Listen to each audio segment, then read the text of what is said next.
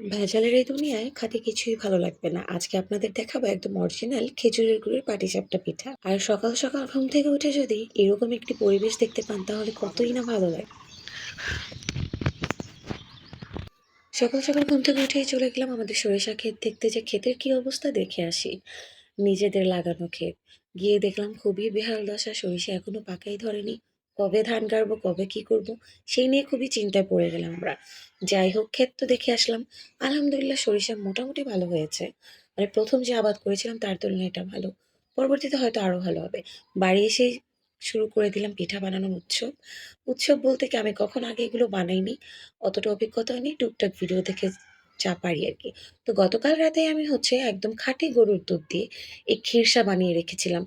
Totally কিচ্ছু mixed করিনি। এখানে শুধু দুধ আর গুড়ের কম্বিনেশনে একটা ক্ষীর তৈরি হয়েছিল। কি বলে যে বুঝাবো, ক্ষীরটা না মুখেই লেগেছিল। মুখের মধ্যে ক্ষীর দিতেই যেন ব্লাস্ট করছে এরকম। নিজে বানিয়েছি বলে বলছি না। তবে ক্ষীর এত সুন্দর হলেও এই যে পাটিসাপটা পিঠার যে ব্যাটারটা, সেটা আমি পারফেক্টলি বানাতে পারিনি। আসলে পৃথিবীতে কোনো কিছুই পারফেক্ট না, কোনো মানুষই পারফেক্ট না। তেমনি আমিও। যাই হোক, যতটুকু পেরেছি অমনি শুরু করে দিলাম। শুধু ভাবলাম যে আজকে খেজুরের গুড় দিয়ে পিঠা খাবো।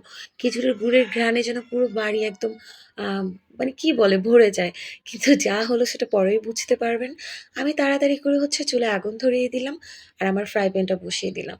এই লার্কির চুলায় রান্না করতে করতে আমার ফ্রাই প্যানটার অবস্থা খুবই খারাপ হয়ে যাচ্ছে। এক্কেবারে আমার মতো রং হয়ে যাচ্ছে আমার ফ্রাই প্যানের। তো চুলায় ভালোভাবে আগুন ধরিয়ে নিচ্ছি। আর মাটির চুলায় আগুন ধরাতে আমার কাছে খুবই ভালো লাগে। আর ওই পাশে আগুন ধরে গেল। আর যেহেতু ফ্রাই প্যানটাও গরম হয়ে গেছে, প্রথমে একটু তেল দিয়ে নিয়েছি।